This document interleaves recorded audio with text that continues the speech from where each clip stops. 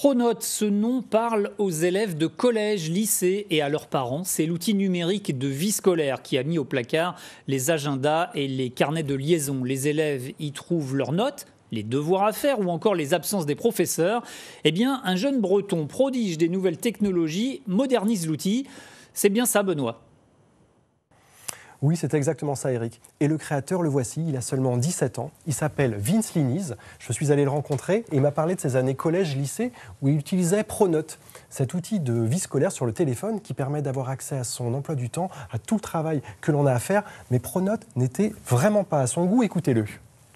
Et je voyais qu'il y avait des choses à améliorer et j'avais deux, trois petites compétences techniques, donc je me suis dit pourquoi pas faire la mienne finalement. Et vraiment essayer de faire en sorte que ça soit l'application construite autour d'une vie d'élève et que ce soit vraiment adapté à leurs besoins, plus que conçu forcément par des gens dans des bureaux qui ne savent pas forcément comment un élève l'utilise au quotidien.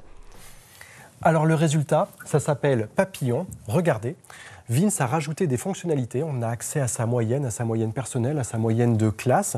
On peut aussi cocher, décocher tout le travail que l'on a à faire. Tout ça dans un design très moderne et ça a plu. Écoutez un petit peu ce qu'en disent les jeunes sur les réseaux sociaux.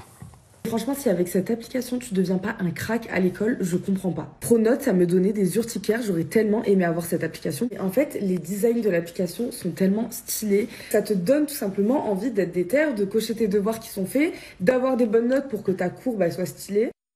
Ce genre de vidéos sont devenues virales et il y a eu un effet boom, c'est que Papillon a explosé. 650 000 téléchargements, ça a été l'application française la plus téléchargée fin décembre. Mais on peut se poser une question, est-ce que les données sont vraiment bien sécurisées ? L'application, elle fait uniquement du traitement, elle vient uniquement afficher les données.